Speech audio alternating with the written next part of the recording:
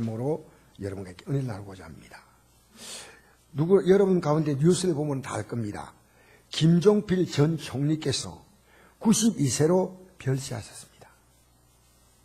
근데 저는 이런 분들을 볼 때마다 이제 이 땅에 그분이 살았던 삶은 이제 끝난 겁니다. 죽음과 함께. 그리고 이분의 삶이 앞으로 이제는 진짜 영원한 삶이 펼쳐진다. 여러분 이거 모르면요 예수 믿는 거 아닙니다. 이거 모르면 예수 믿는 거 아니라니까요. 이 땅의 삶이 잘 살고 못 살고가 기독교인의 삶의 전부라면 왜 순교당합니까? 왜 우리가 여러분 손해보면서 거룩하게 살아야 되고 우리가 손해보면서 나는 원수도 용서해야 되고 그래 삽니까? 우리에게 진짜 중요한 삶이 우리 앞에 있는데 그것은 영원한 삶이란 것입니다. 그래서 저는 이런 유명한 분들의 삶을 보면서 이분의 프로필을 다시 살펴봅니다. 이분이 어떤 종교를 갖고 있었나? 그러니까 이분의 프로필이 되어 있습니다. 유교, 불교, 마지막에 기독교 이렇게 세 번 옮겼어요. 저는 그분이 기독교로 살았다는 것이 중요한 거 아닙니다. 그분이 하나님을 잃어버리지 않고 살았는가 이게 더 중요한 겁니다. 하나님이 어떤 분인가? 그분의 말씀을 생각하고 여러분 이번 주간 살았는데 하나님 생각해 본 적 있어요? 하나님 혹시 내가 기독교란 이름은 써놨지만 나는 하나님에 대한 생각 자체가 없는 경우도 있습니다. 그건 잃어버린 거예요. 마치 자녀가 부모가 있는데 전혀 부모를 부모로 인정하지 않습니다. 그건 부모를 잃어버린 거예요. 여러분 나에게 정말 소중한 분이지만 평상시 잊고 살 때가 참 많습니다. 무엇보다도 첫째가 부모님의 은혜입니다. 조선시대 문인이었던 송강정철 선생님이 쓴 훈민가라고 하는 글에 보면 이렇게 나와 있습니다. 아버님 날 낳으시고 어머님 날 기르시니 두 분 곧 아니시면 이 몸이 살았을까? 하늘 같은 언덕을 어디에다 값사오리? 여기에 정철이라는 분이 훈민가 제1조입니다.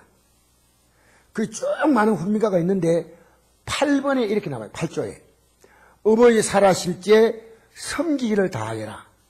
지나간 후면 애달다 의아리. 평생에 고쳐 못할 일 이뿐인가 하노라. 여러분 돌아가신 후보다 살아계실 때 잘 섬겨라. 너무나 당연하지 않습니까? 그러나 이렇게 사는 자녀가 있습니까? 여러분 살아있을 때 부모님께 지금 잘하고 있다고 생각하십니까? 우리가 청소년들이 있어요. 내 부모님이 내 공부시키기 위해서 먹을 것, 입을 것, 쓸 것 준비하면서 고생한다. 감사합니다. 고맙습니다. 표현해 본 적 있냐고요. 내 부모님 기쁘게 하기 위해서 열심히 공부하고 내가 하고자 하는 어떤 것을 이루어서 부모님께 보람드린다. 여러분 호적엔 있지만 부모님이 잊어버리고 삽니다. 마치 당연한 것처럼 그렇게 삽니다. 잘 섬겨야 됩니다. 성경은 말합니다. 자녀들아 주 안에서 너희 부모에게 순종하라. 2000전에 기록한 말씀이에요. 이것이 옳으니라. 내 아버지와 어머니를 공경하라. 이것은 약속에 있는 첫 계명이니 이로써 내가 잘되고 장수하리라. 여기 장수는 이 땅에 오래 사는 것뿐 아니고요 영생까지 포함합니다. 하나님 말씀. 여러분 주 안에서란 말 있죠. 부모님을 예수 믿고 천국 보내는 것만큼 효도가 없습니다. 내 부모님이 예수 믿지 않는다. 이 얼마나 슬픈지 모릅니다. 사랑하는 성도 여러분, 주 안에서 아무리 부모님이 권고해도 오늘 예배하는 날 저는 오늘 예배 드리고 오겠습니다. 하나님 너무 귀한 분이고 여러분 사전에는 이렇게 말합니다. 또 아비들아 너희 자녀를 노엽게 하지 말고 오직 주의 교환과 훈계로 양육하라. 하나님 말씀 가르치는 거예요. 여러분, 성경은요, 제가 오늘 이 말씀을 인용하지 못하지만 자녀가 부모에게 불효하고 부모님께 효도하지 않은 때는 성경은 저주를 받는다고 나와 있습니다. 저주. 그게 제가 오늘 여기에 표시하지 않았지만요. 그런데 뭐가 가장 큰 저주냐 제가 생각해 보니까요. 내가 부모님께 효도하지 않았던 그대로 내 자녀가 그걸 보고 그대로 배웁니다. 보통 여러분 우리가 나이 많으신 부모님들이 이렇게 이제 모셔야 될 때는 이미 결혼했지 않습니까? 그럼 자녀가 어떻게 내 부모를 섬기는가를 봅니다. 효도를 보지 않은 효도를 어떻게 합니까? 말투를 아무렇게나 퍽퍽 내뱉습니다. 부모님, 저는 우리 성도님들 가정에 신방하면서요, 제 속으로 혀를 끌끌 찰 때가 있습니다.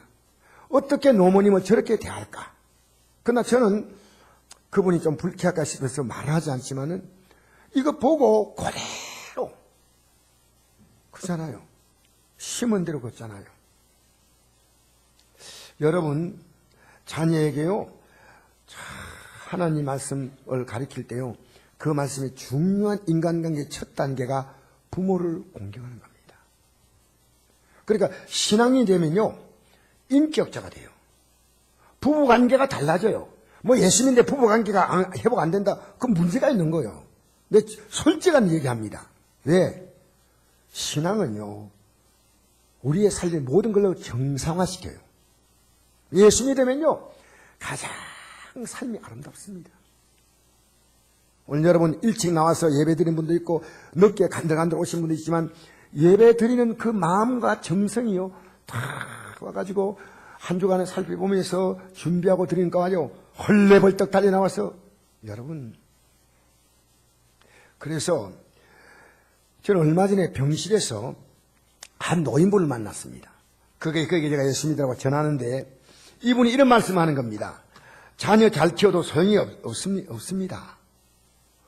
공부 많이 시킨 자녀는 또 어느 정도 세상에 성공해서 밥 팔고 논 팔아서 했는데 결혼하고 한두 번 나타나지 이제 안 나타나.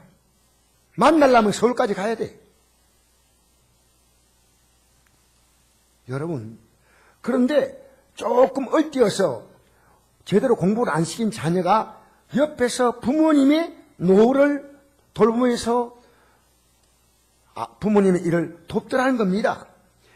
목사님, 이것은 한두 집의 얘기가 아닙니다. 내 주위에 있는 집의 대부분의 집이 그렇습니다. 근데 저의 가정도 마찬가지인데 다른 애가 있습니다. 예수 믿는 애입니다. 아주 효자입니다. 그 얘기를 하더라고요. 그 얘기를. 여러분, 예수님 잘 믿으면요, 가정이나 삶이 가장 정상적으로 복귀됩니다. 부부관계가 얼마나 중요합니까? 근데 중요하게 생각하지 않고 흔히 젊은 시절에 바람 피우는 게 무엇인 줄 알아요? 이 정신 나간 분들이 그런 생각하고 있어요. 그리고 홀대합니다. 남편은 아내를, 아내는 남편을. 요새 뭐 뉴스 보니까 내 맞는 남편도 있다 하더라고요. 치매 아내를 대소인까지 받아내면서 지극정성으로 돌보는 노인분의 얘기가 누워서 나왔습니다. 왜 이 아내를 요양병원에 입원시키면 좀 편할 건데 이렇게 힘들게 하십니까? 하니까 그분이 이렇게 얘기하는 겁니다. 평생 아내 속을 썩히다가 아내에게 치매가 오자 그때 정신 차렸답니다. 진작에 그랬다면 얼마나 좋았을까요? 여러분, 성경은요, 부부관계에 대해서 이렇게 말합니다. 피차 복종하라. 성경이 나옵니다. 아내들이요, 자기 남편에게 복종하기를 죽게 하듯 하라. 복종하는 거예요. 남편들아 아내 사랑하기를 그리스도께서 교회를 사랑하시고 그 교회를 위하여 자신을 주신 같이 하라. 이 말은 이래요. 아내는 남편에게 복종하고 남편은 아내를 얼마나 사랑하냐, 자기 목숨을 줄 만큼 사랑하라. 그 말이에요.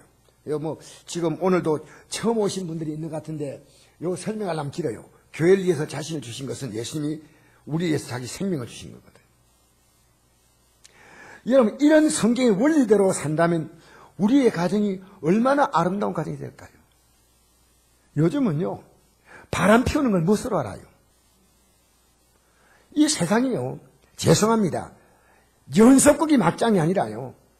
우리 집안에서 지금 자녀가 부모에게 하는 것, 부부간에 살아가는 것, 막장이 그보다 더 심한 경우도 많습니다. 밖으로 표현하지 않아서 그렇죠. 여러분, 우리가 은혜 받았으면요, 은혜 받, 귀한 아내가 내게 시집 왔다.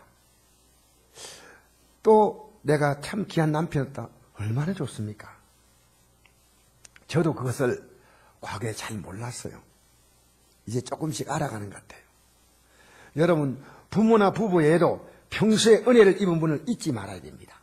스승의 은혜, 친구의 은혜, 선배의 은혜, 이웃에 사시는 분들이 베푼 그런 은혜.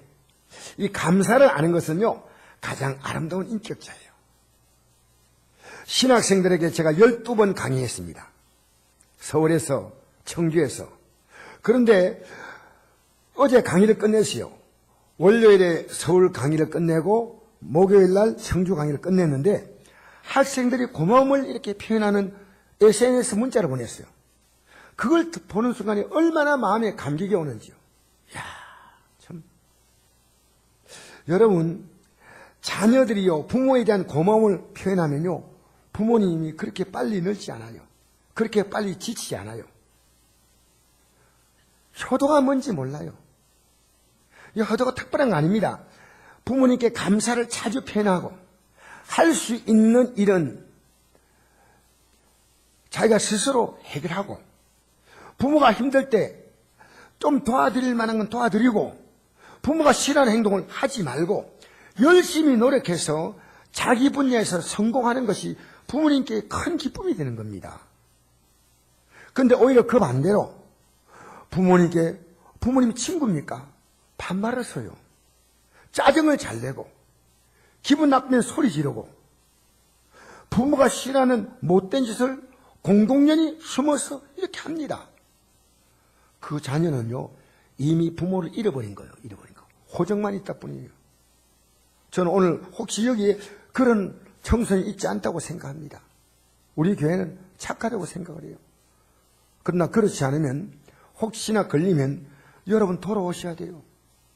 부모님을 부모님으로 대접하시기를 주의 이름으로 축복합니다. 그러나 중요한 그 전적 책임이 부모님께 있다는 사실입니다. 그저 좋으니까 사랑하니까요, 이렇게 저렇게 버릇없이 행동해도요, 아무거나 다 받아줘요. 성경은 말합니다. 마땅히 행할 길을 아이에게 가르치라. 그리하면 늙어도 그것을 떠나지 아니하리라. 여러분, 잘못된 것을 가르쳐도 주고 실제로 여러분의 삶을 통해 직접 보여줘야 돼요. 부부싸움 많이 하는 가정 있잖아요. 그가 행복한 결혼 생활을 할 수 있겠어요? 이제라도 해결해야 됩니다. 이제라도 내가 너희 엄마하고 참 그렇게 해서 미안하다. 내가 부모님께 내가 불의해서 지금 내가 가슴이 맺힌다. 너희들은 그 일을 걷지 마라. 여러분, 작은 은혜를 잊지 않고 감사하고 표현하신 분이 진정한 인격자예요. 제가 며칠 전에 청송교도소에 설교를 하고 돌아오는데 약간 그날 부슬비가 약간 내렸어요. 임동쯤 오는데 한 분이 길가에 서 계신데 그게 버스 탄 자리가 아니에요. 그래서 제가 이렇게 좀 지나가다가 저분을 태워가야 되겠다. 그런 생각이 들어서 가다가 그 좁은 길에서 이 차를 돌렸어요. 막 차가 왔다 갔다 하는 많이 원한데도 이제 보고 이렇게 돌렸는데 근데 차를 그분 옆에 딱 갖다 대니까 그분 앞에 서니까요. 너무 반갑게 이런 거예요. 태워주시려고요 이러더라고요. 그래서 네, 타세요. 그 타시고 나서 이분이요. 너무너무나 감사해하는 거예요. 저는 차를 태워대고 그렇게 감사해하는 분 처음 봤어요. 너무 감사하면서 그러면서 이런 얘기 저런 얘기 하시면서 어디 사십니까? 여기 오주공에 사신다고요. 그래서 여기는 뭐하러 오셨습니까? 내가 논이 있어서 이게 여기 땅이 있어가지고 농사 짓는 왔다고 하시면서 얘기를 하는데, 제가 연세를 물어보니까 80이 훨씬 지나셨어요. 그래서 이제 앞으로 남은 생이 얼마 안 되는데 예수 믿고 이제는 사시는 게 참 좋겠습니다.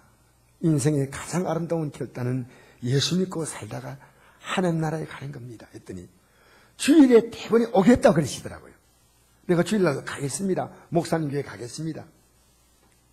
제가 이제 오중호 앞에 내어드리니까 이분이, 목사님 그냥 가면 안 됩니다. 이게 저는 차 태워주는데 그게 뭐 대단한 겁니까? 꼭 음료수 한 잔 마시고 가십시오. 그냥. 그래서 하도 강건하기 때문에 두 분이 바나나 우유를 그분 같이 한 잔 하고, 근데 차가 떠날 때까지 손을 흔들어 주는 거예요. 저는 그렇게 인격적으로, 야, 저분이 참 귀한 분이구나. 저분이 귀한 분이구나. 여러분, 사람이에요. 감사할 수 있는 사람. 참 귀합니다. 자녀가 부모님 어머니에 감사한 애는요, 그 애가 그 인격 갖고 있으면요, 어디 가더라도 함정받습니다. 제가 어떤 성도님의 가정에 신방을 갔는데 집을 참 잘 지었어요. 막 벽을 보니까 편백나무로 막 집을 이렇게 지었는데, 영화에서 보던 그런 집이니까 참 집 좋다. 2층도 있고 계단 올라가지고 2층에 이렇게. 그래서 제가 보면서 집을 참 잘 지었구나. 아마 그 동네에서는 가장 잘 지은 집 같아요. 그래서 참 집이 좋다. 근데 어떻게 이런 집을 지었냐 이렇게 물으니까요, 그분이 말마다 하나님이 하셨어요. 하나님이 도와주셨어요. 하나님이 이렇게 인도해 주셨어요. 하나님이 싸게 짓게 했어요. 하나님 하는데 제 가슴이요 먹먹해지는 거예요. 하나님 은혜 줘도 은혜를 모르는 사람이 있는데, 이 집이 얼마짜리인지 이런 거가 아니고 하나님께서 타셔서 소파도 하나님이 해주셨고, 그래서 싸게 하셨고, 이것도 저것도. 그래서 저분은 참 복받은 신앙의 사람이구나. 앞으로 저 귀한 믿음을 갖고 있으니 계속 복받은 사람이구나. 제가 신방 가서 전한 메시지보다 받은 감동이 더 커요. 여러분 하나님이 어떤 분입니까? 아무것도 아니에요? 아무것도 아니에요? 제가 왜 여러분하고 찬양한지 알아요? 여러분 찬양했잖아요. 제가 찬양할 때 지금까지 지내온 거 주의 크신 은혜다. 왜 그 찬양한지 알아요? 하나님이 어떤 분인가 모르면요, 지금까지 지내온 거 주의 은혜 아닙니다. 하나님의 은혜를 알면요, 내가 하나님께 예배하는 것이 너무 귀해요. 너무 귀하다니까. 너무 귀해. 내가 할 수 있는 건 하나님께 예배하는 것밖에 없잖아요. 여러분이 어젯밤 잘 주무셨죠? 여러분 잘 동안에 심장을 누가 뛰게 하신 거 알아요? 생각을 살지 마세요. 밤새도록 여러분의 삶을 호흡을 쉬게 하신 것이 누군지 아십니까? 하나님이셔요. 저는 요즘에 조금 몸이 지금 이는 괜찮지만 누워 있으면요 아픈 게 있어요. 그래서 어젯밤에도 한 서너 번 일어났어요. 하나님께서 편안하게 단잠 주시는 것이 얼마나 큰 복인가. 우리는 하나님이 주시는 그 복을 몰라요.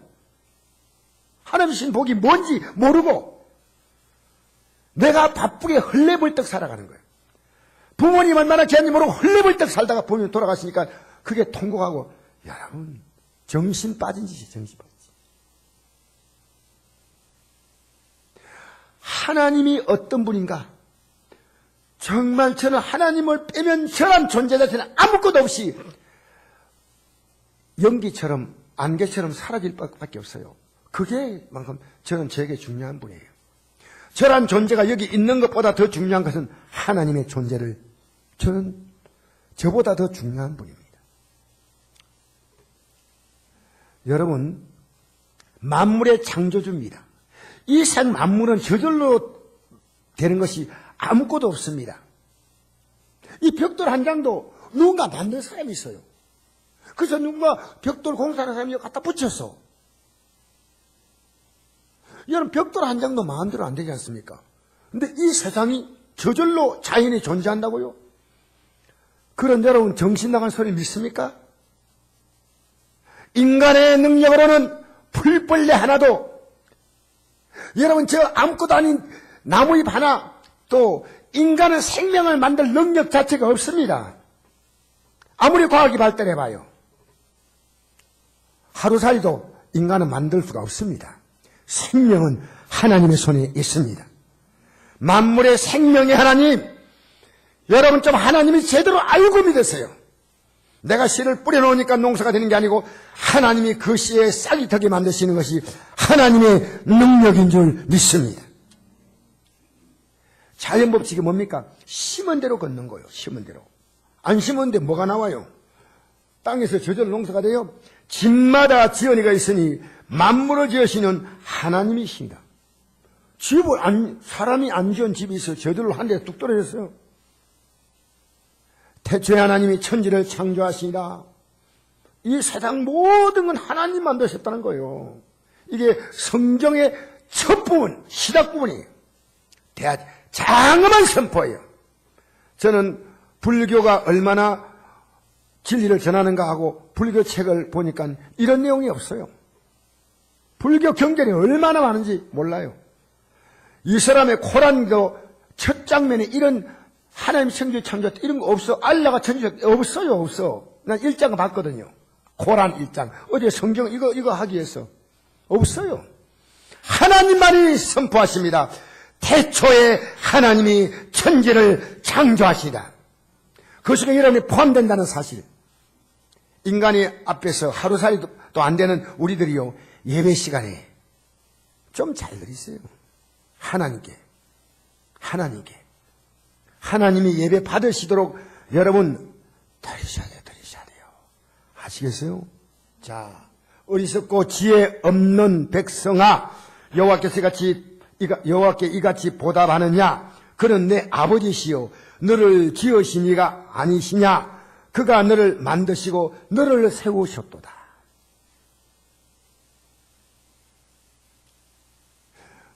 가난한 자와 부한 자가 함께 살거니와 그 모두를 지으시는 여호와시니라. 가난한 사람을 학대하는 자는 멸시하고 우습게 보잖아요. 여러분 그거 조심하세요. 그 큰 죄입니다. 지나가는 사람 보고 좀 좀 못하게 보이면요 반말 턱턱하고, 여러분 그거 엄청난 죄입니다. 성경이 말하잖아요. 가난한 사람 학대하는 자는 그를 지으시는 멸시하는 자요, 궁핍한 사람을 불쌍히 자는 주를 공경한 자다.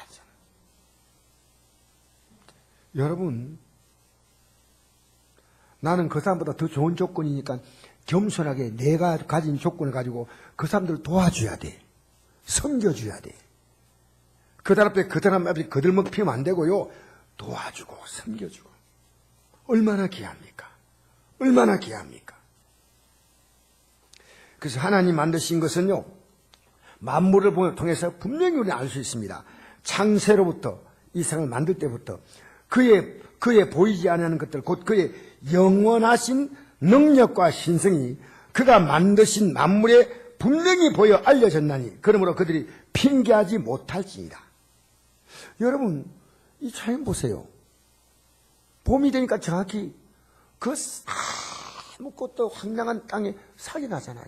누가 나게 하셨어요? 하나님. 여러분, 아침에 누가 해를 뜨게 하십니까? 하나님. 여러분, 밥 먹으면 누가 소화를 시켜주십니까? 하나님이 소화시켜 주셔. 아셔요? 너무 놀랍잖아요. 오늘 여러분 설교한다고 정신 빠져가 미안합니다. 설교하는데 이걸 듣기 위해서 내가 정신을 다 빼고 듣겠다. 이거 그동안에 호흡을 하나님 하게 하셔. 호흡을 하게 하셔. 제가 설교하는 시간에도 호흡 안 하면 어떻게 설교하겠어요?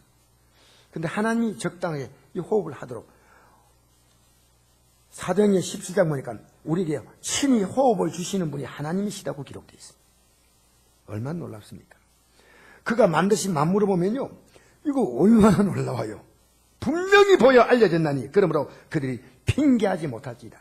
하나님을 알되 하나님을 영화롭게 하지 아니하며 감사히도 아니하고 오히려 그 생각이 허망해지며 미련한 마음이 어두워졌나니. 여러분, 지금까지 믿어오면서요, 의사에 가가지고 치료받고 올 때는 감사하다 얘기해요. 하나님께 감사해 본 적이 있어요. 감사. 그게 하나님께서 너무너무 섭섭한 거야. 10년을 자녀를 키웠으면 10살쯤 되면 부모님 감사합니다. 이런 말은요, 입에 달고 살아도 돼요. 감사하다 안 하잖아. 당연한 것처럼. 참, 여러분, 감사. 어제 식당에 갔더니 그 뜨거운 그 그릇을 뭡니까? 사발에 담긴 것도 갖고 왔어. 내가 있습니다. 감사합니다. 내가 그 정도면 그걸 할 수 있겠습니까? 내가 앞에 나고 식사하는 사람에게 이 감사하다니까 왜 감사해야 된대? 우리가 그 돈 좀 할 수 있냐는 거예요. 얼마나 귀해요. 정성껏 음식 만들어서 맛있게 먹으면서 감사합니다. 여러분, 살아가면서요, 자, 하나님 앞에 감사하고 사람 앞에 감사하십시오. 아시겠어요? 감사하시다. 어버이날만 있는 게 아니고요. 어버이날 하루만 조금 하고 나머지 날은 지날 다 만드는 줄 알고. 아시겠어요? 어버이날 나실 때 캐럼 엄마 사랑해요. 바로 그 순간 지나가고 그때부터 나는 그래요. 엄마 생일인데 뭐 해줄 거야? 우리 교회는 제도를 바꿉니다. 자기 생일날 부모님께 가장 잘해줘요. 반대입니다. 뭐라고요?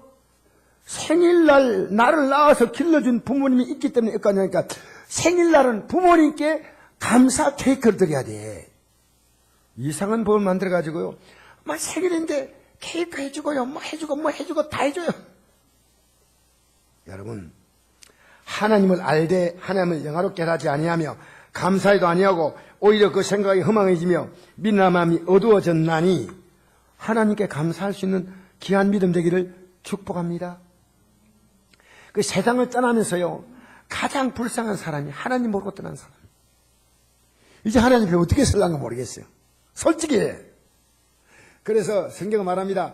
이는 만물이 주에게서 나오고 주로 말미암고 주에게로 돌아감이라. 그에게 영광이 세세 있을지어다. 아멘. 할렐루야. 주님에게서 우리의 생명도 모든 것 다 주님에게 나왔어요. 그리고 주님으로 말미암아 이 땅에서 살아가고 있는 거예요. 그게 은혜입니다. 하나님 은혜입니다. 지금까지. 그리고 주님께서 오라 하면 가야 합니다. 그리고 말합니다. 이렇게 죽음이 끝이 아니고 한 번 죽는 것은 사람에게 정해진 것이요 그 외에 심판이 있다. 반드시 이 세상에 행한 대로 하나님은 심판하셔서 보상과 징벌하시는 거예요. 그것은 한 번의 보상과 한 번의 징벌이 아니라 영원한 보상과 영원한 징벌이 있다는 사실입니다. 그래서 성경에 이렇게 말합니다. 마땅히 두려워할 자를 내가 내게 보이리니 곧 죽인 후에 또한 지옥에 던져 넣는 권세 있는 그를 두려워하라. 내가 참으로 이르노니 그를 두려워하라. 여러분, 하나님 두려워한 적이 있어요? 아주 복 있는 신앙이에요. 하나님이 두렵기 때문에 뭘 두려워합니까? 이 말씀을 읽으면서 이대로 살아야 된다고 두려워하는 거예요. 하나님, 두렵습니다. 두렵습니다. 이게 아니고요. 하나님 말씀 딱 보니까 너 사랑해라. 그럼 사랑해야 돼. 너 용서하는 거예요. 너 충성해? 충성하는 겁니다. 너 하나님께 드려? 그럼 드리는 겁니다. 아시겠어요? 하나님 두려워하는 거예요. 하나님 말씀이 두려워서 이 한 주간 동안에 내가 이 말씀대로 살아봐야 되겠다. 복 있는 사람이에요. 하나님께 겁없이 살지 마세요. 하나님께. 자, 여러분, 하나님을 우리가 어떻게 합니까? 이제 여러분 이 부분 잘 들으셔야 돼요. 제가 이 말씀 전하려고 지금까지 이 서론 부분을 깐 겁니다. 이제 결론이 곧 시작됩니다. 하나님은 육신 눈은 안 보여. 왜? 여러분, 이 육신의 눈은요, 시간 지나가면 시력이 떨어져. 그리고 죽으면 이 눈은 다시 볼 수 없는 눈인데가 하나님을 보는 눈은 믿음으로 보는 영혼의 눈입니다. 무슨 눈이라고요? 좀 따라하세요. 무슨 눈이라고요?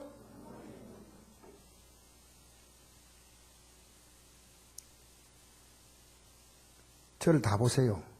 안 보시는 분이 지금 한 분 있어요. 저를 다 보세요.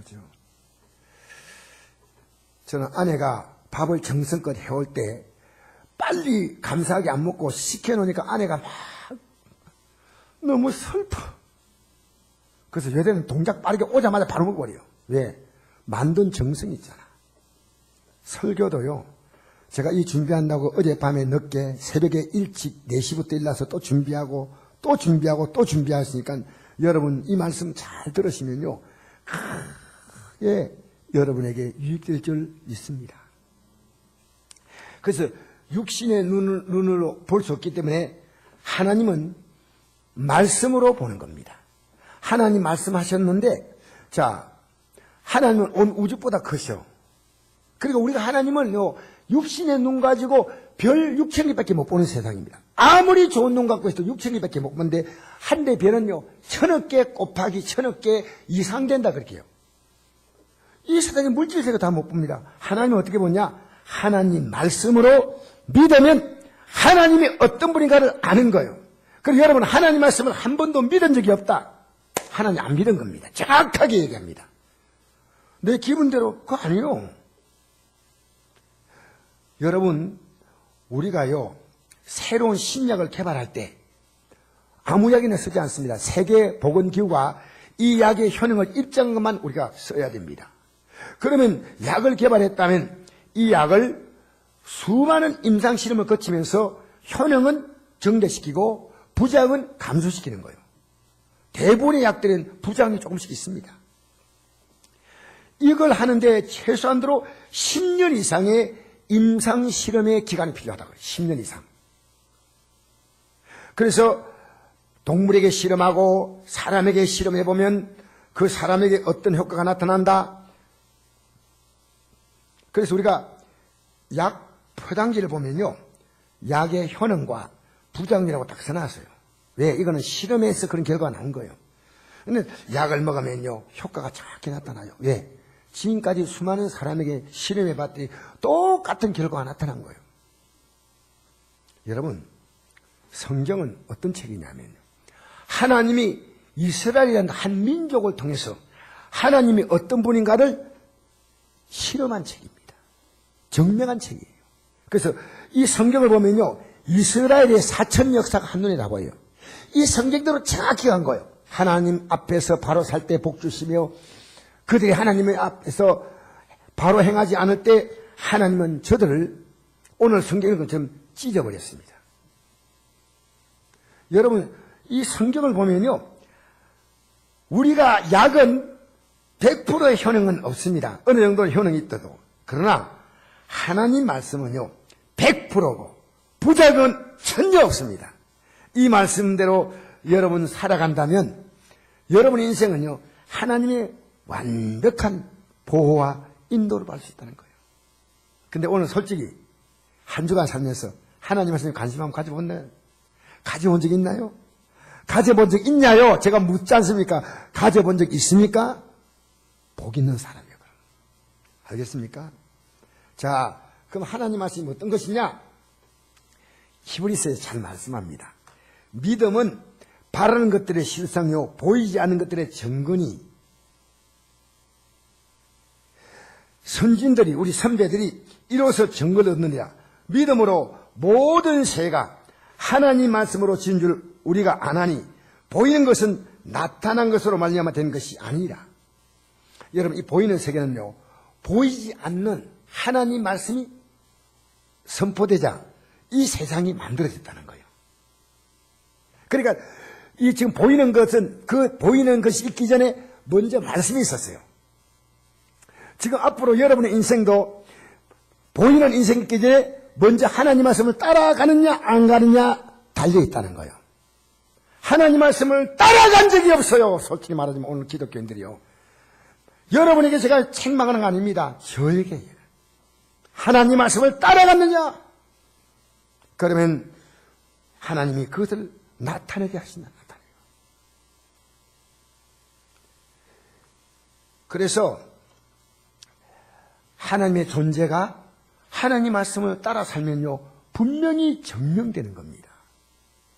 자, 이제 제가 오늘 이 말씀을 이해시키기 위해서 이스라엘은 원래 노예 민족이었습니다. 애굽 땅에서 종살이하며 사는데 그들이 하나님께 그들의 조상이 믿던 하나님 앞에 기도합니다. 우리 너무 힘드니까 우리 좀 살려달라고. 우리가 일제 압박받듯이 그렇게 고통받으니까 살려달라고 하니까 하나님은 이미 아브라함에게 약속을 했습니다. 이 노예 민족들보다도 천년 앞에 살던 아브라함에게 약속을 했습니다. 내가 노예 생활하는 그들이 민족을 이루면 앞으로 가나안이라는 곳에 가서 이 지구상에서 가장 좋은 나라를 세워줄 것이다. 그래서 내가 어떤 사람인가를 내가 어떤 하나님인가를 그들에게 보여주겠다고 했습니다. 하나님은 이미 아브라함이 약속을 했잖아요. 그러니까 이스라엘 백성들이 우리 애굽에 사는 게 힘듭니다 하니까 하나님이 그들을 그 기도를 듣고 모세라는 사람을 통해서 출애굽을 시켰습니다. 광야를 지나간데 적들이 나타나면 하나님이 막아주셨어요. 그들이 필요한 먹거리를 40년 동안 하늘에서 매일매일 만나가 내린 거예요. 그 40년 동안 하나님께서 매일 새벽마다 이슬 내리고 난 그 지면에 내리는 만나를 그들은 거둬서 볶아 먹기도 하고 삶아 먹기도 하고 그래서 살았어요. 이제 40년이 지나고 저 가나안 땅이 저 앞에 보입니다. 저 가나안 땅에 들어가기 앞서서 너희들이 꼭 기억할 것이다. 그 말씀을 지금 하시는 겁니다. 이것이 신명기 8장 1절에서 3절인데 한번 읽어볼까요? 시작. 내가 오늘 명하는 모든 명령을 너희는 지켜하라. 그리하면 너희가 살고 번성하고 여호와께서 너희 조상들에게 맹세하신 땅에 들어가서 그것을 차지하리라. 내 하나님 여호와께서 이 40년 동안에 내게 광야길을 걷게 하신 것을 기억하라. 이런 너를 낮추시며 너를 시험하사 내 마음이 어떠한지 그 명령을 지키는지 지키지 않는지 알려 하시며 너를 낮추시며 너를 줄이게 하시고 또 너도 알지 못하며 내 조상들도 알지 못하던 만나를 내게 먹이신 것은 사람이 떡으로만 사는 것이 아니요 여호와 입에서 나오는 모든 말씀으로 사는 줄을 내가 알게 하려 하심이니라. 할렐루야. 할렐루야. 자, 하나님은 이스라엘 백성들에게 봐라. 너희도 광야 지나갈 때 매일 만나 먹었지. 우리가 살아가면서 뭐 생각합니까? 먹고 사는 게 더 중요해요. 하나님 말씀은 뒤에입니다. 그렇잖아요. 하나님 말씀도 필요하지만 먹고 사는 거 필요합니다. 근데 하나님이 그게 아닌 것을 우리에게 보여줬어요. 이스라엘 백성들이 광야를 지나갈 때 먹을 것이 없다고 그들이 애굽 땅에 나와가지고 45일 만에 원망을 했습니다. 왜 원망하느냐? 하나님은 모세와 아론에게 말합니다. 내가 내일 산에서 양식을 비와 같이 내려주겠다. 아침에는 떡을 먹을 것이고 저녁에는 메추라기 고기를 먹을 때 하나님이 그들의 필요한 것들을 공급하셨어요. 왜? 하나님의 약속은 가나안 땅 가는 거 아니겠어요? 근데 가나안 땅 가는데 먹을 게 없으면 어떻게 갑니까? 가다가 중간에 지치죠. 하나님은 이미 다 준비해 놓았어요. 다 준비해 놓았어요. 여러분, 제가 이런 말씀드리면 이해가 될지 모르겠어요. 여러분이 이 땅에 살면서 저 하늘나라 갈 때까지 하나님은 준비해 놓으신 거예요. 준비해 놓으신 거예요. 여러분 모르고 하나님이 준비해 놓은 길 가는 게 아니라 반대로 가고 있다 그 말이에요. 반대로. 하나님이 준비해 놓았는데 그 길을 안 가고 주저앉아 있다 그 말입니다. 사랑하는 성도 여러분, 당연히 책임지는데 떡이 중요한 게 아니고 하나님 말씀이 먼저란 겁니다. 여러분, 우리 교회도요, 하나님 말씀이 먼저라고 생각하는 사람은요, 하나님이 그 삶을 통해서 하나님이 어떤 분인가를요 정확히 보여주시는 거예요. 정확히. 여러분, 하나님의 말씀 먼저입니까? 저는 여러분 이 땅에 살면서 사업 너무 중요합니다. 공부 아주 중요합니다.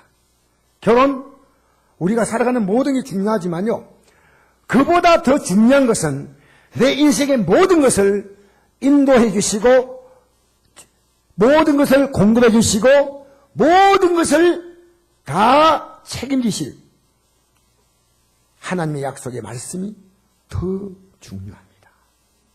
더 중요합니다. 이거 제가 알았던 게 믿음의 모두예요. 평생 예수 믿어 하나님 말씀이 뭔지 전혀 관심 없어요. 여러분, 믿은 거 아닙니다. 믿은 거 아닙니다. 오늘 이 말씀 듣고요, 여러분 살아보십시오. 이 시간 안 살아보겠다. 부족하면 또 회개하고 또 다시 시작. 그런데 그러면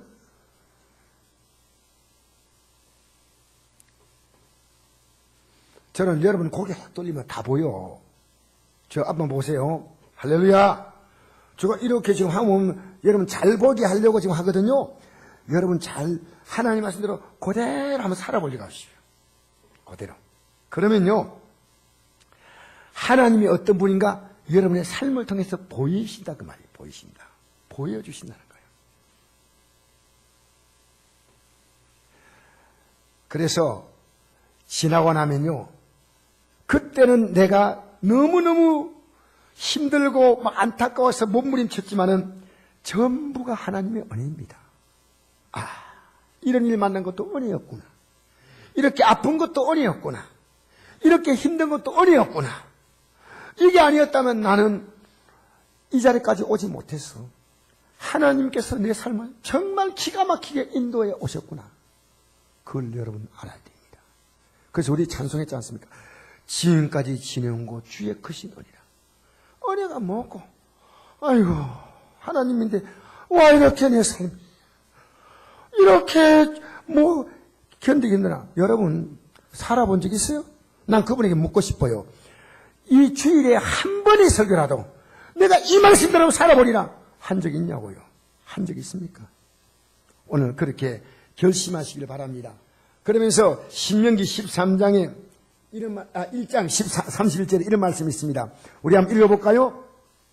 시작. 사람이 자기의 아들을 안는 같이 너희 하나님 여호와께서 너희가 걸어온 길에서 너희를 안으사 이곳까지 이르게 하셨느니라 하니 하나 이 일에 너희가 너희 하나님 여호와를 믿지 아니하였도다.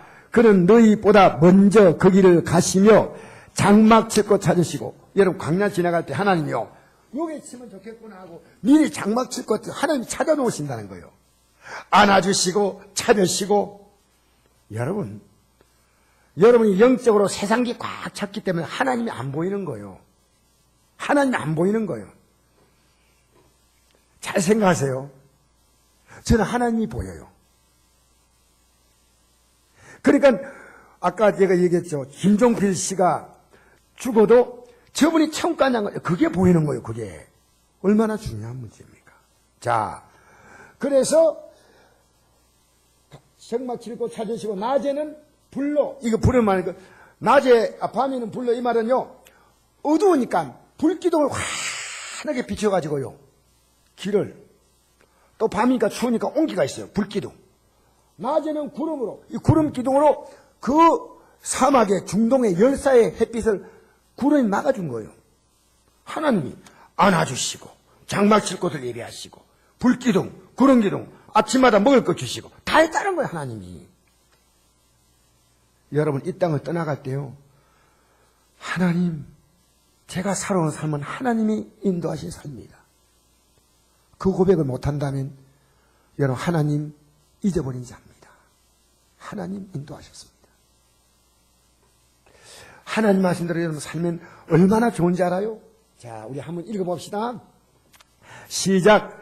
내가 내 하나님 여호와의 말씀을 삼가 듣고 내가 오늘 내게 명령하는 그의 모든 명령을 지켜하면 내 하나님 여호와께서 너를 세계 모든 민족 위에 뛰어나게 하실 것이라. 내가 내 하나님 여호와의 말씀을 청종하면 이 모든 복이 내게 임하며 내게 이르니. 내가 그 중간에 뺐어요. 너무 길어서 15절까지인데 2절만 했습니다. 나머지 여기 15절부터 이렇게 나옵니다. 68절까지인데 제가 15절과 68절 두 절만 썼습니다. 읽어볼까요? 시작. 내가 만일 내 하는 여호와의 말씀을 순종하지 아니하여 내가 오늘 내게 명령하는 그의 모든 명령과 규례를 행하지 아니하면 이 모든 저주가 내게 임하며 내게 이를 것이다. 해서 여기서부터 15절부터 68절까지요. 저주가 쫙 나옵니다. 이 저주가 이스라엘 역사에 그대로 이루어진 저주입니다. 무섭죠? 무서워요. 그리고 68절에 이런 내용이 나옵니다. 이 끝에 남녀 종을 팔려하나 너희를 살 자가 없으리라. 저는 이 말씀 보면서 어떤 생각이냐면요. 히틀러가 유대인들의 노동력도 필요 없고 이들은 쓸 가치가 없어 해서 600만을 죽였습니다. 지금 전시에 이 노동력을 쓰면 좋겠다 그렇게 생각하다 노동력으로 쓸 가치도 없고 이들은 따스시에 죽여야 한다. 갑자기 그 생각이 났습니다. 남녀 종을 팔려하나 너희를 살 자가 없다. 여러분 하나님 말씀 앞에서 반발하지 마세요. 엄청난 교만이에요. 엄청난 교만이에요. 여러분 이 세상 떠나면서 가장 복된 사람은요 하나님 은혜 가운데 살았습니다. 과정에 하나님이 저를 도와줬습니다. 이렇게 눈을 감는 사람 분합니다. 억울합니다. 원통합니다. 그리고 개값. 여러분 얼마나 미련한 사람이에요. 하나님 있는 사람이 그런 말 할까요? 아닙니다. 하나님 감사합니다. 제가 한 것이 무엇이 있습니까? 다 은혜입니다. 그래서 오늘 우리 시편 28편 23편 보면서 우리 마무리합시다. 천천히 우리 읽겠습니다. 시작. 여호와는 나의 목자시니 내게 부족함이 없으려다. 그가 나를 푸른 풀밭에 누이시며 실만한 물가로 인도하시는도다. 내 영혼을 소생시키시고 자기 이름을 위하여 의의 길로 인도하신도다. 내가 사망의 음침한 꼴짝에 다닐지라도 해를 두려워하지 않을 것은 주께서 나와 함께 하심이라. 주의 지팡이와 막대가 나를 안위하시나이다.